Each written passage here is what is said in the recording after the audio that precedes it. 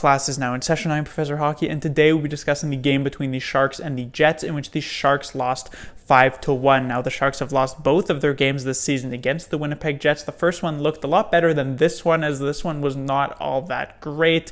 This first period started off, the Jets were getting a lot of great chances, but Dell was making some very, very good saves. The Sharks actually ended up with the first goal of this game with Melker Karlsson's, but the Jets would tie it up with Laines. They would then get a very weak one with Gustafsson, and at that point it seemed like the floodgates had opened. The Sharks were getting a couple of okay chances after that, but nothing really getting past Hellebuck. The Jets would add on a couple more with Scheifele and Roslovic before getting an empty netter, actually, with Connor's goal. This was with about 5 minutes left in the third period, so you don't normally see coaches pull the goalie when their team is down by 3 goals. It's something that you'll really only see in the playoffs, because when you're down by 3 goals in the last couple of minutes, you usually sort of just let it happen. But the Boer decides to actually try to go for him. Go for it. I commend him for that. At this point, you lose 4-1, you lose 5-1. Who actually cares at that point? So trying to get that goal, trying to get back into the game, sure, De Boer, go ahead, but it doesn't work in this situation.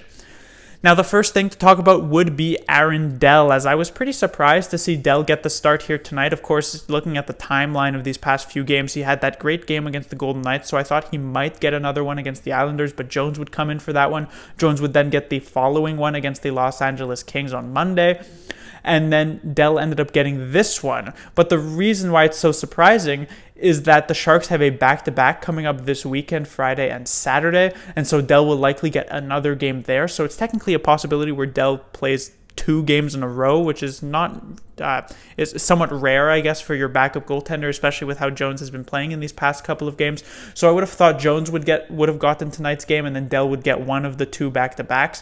But whatever. Dell started off very, very strong in this game. He actually made 3, 4, maybe even 5 amazing saves in the first period to either keep the game 0-0 or keep the lead alive for the Sharks. He led in the Laine one, which was a very difficult save to make, but then led in the very easy, not very easy, but not so great Gustafsson goal, who, of course, it was his first NHL goal. We haven't had that in a while here for the Sharks, but good to see they're getting back to some normalcy. And after that, it seemed as though Dell sort of just returned to a bit of an average game. He didn't have too much of a chance on the other 2 goals. He made a couple of other decent saves. So I can't say it was a bad night, because he really did make some very nice saves in the first period, but I also can't really say it was that great of a night after that not so great Gustafsson goal.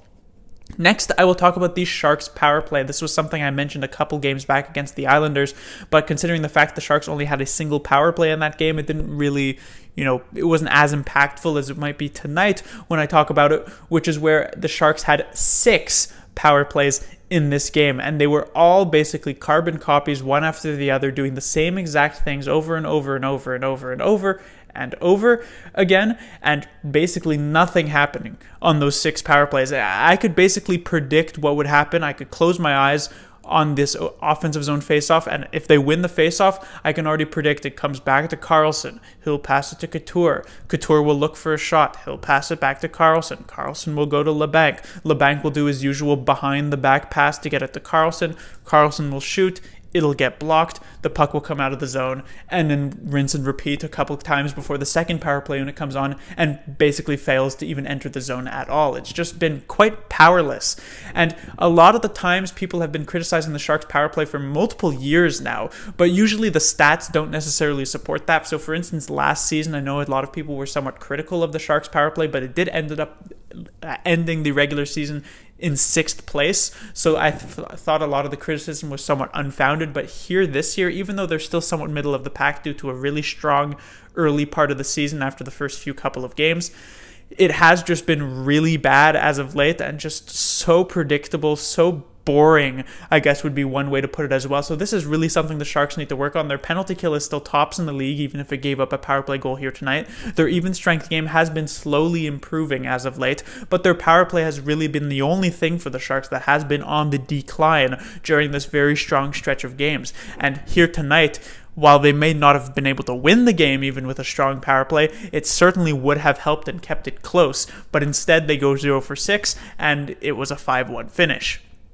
Finally, I will talk about the fact that the Sharks have been playing with 7 defensemen here for the past 4 games. So, of course, Hurdle has been injured for the past 4 games, and it seems as though the Sharks don't seem to have a reliable 12th forward, or I guess 13th forward in this case, when one of their players goes down with injury. Neither Radill or Gregor has shown anything to actually be able to play here in this top 12, and the Sharks don't seem to have faith in any of their Barracuda players like Bergman or whoever. And so, with Tim Heed having played pretty well, the Sharks are going with 7 defensemen and 11 forwards, and this is something that can work for a game or 2, but it really starts to catch up to you where a lot of your forwards are taking on a lot more ice time. Meyer here again tonight gets over 20 minutes.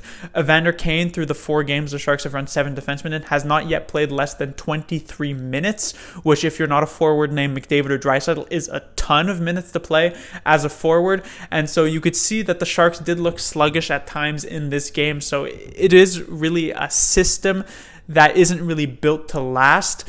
And yet it's also something that it doesn't seem like DeBoer has that much of an option to do. I mean, putting in Radill into the lineup might not be that much of a step back, but I guess technically Heed here with 7 defensemen, 11 forwards seems to give the Sharks the best chance to win as possible. And so going with it continuously, I don't know if it's the right or wrong call. It's a really tough call to make. But I wasn't really convinced that Tomas Hertl's injury was supposed to be this serious. I thought he'd miss maybe a game or 2, but now we're going on 4. Hopefully he does come back going into this back-to-back over the weekend, because on a back-to-back, your players are already going to be tired, and they continue to play these increased minutes due to the fact that the Sharks are only running 11 forwards, and so you're having to get a lot of shifts with Meyer, Suomela, and Gambrell, or Kane, Suomela, and Gambrell. They could be in trouble going into that second part of the back-to-back.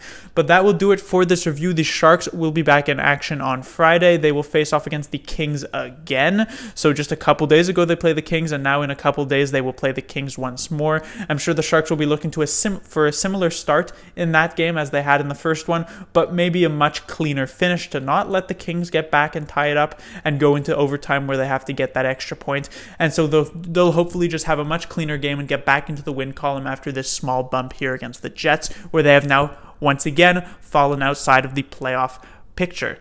Class dismissed.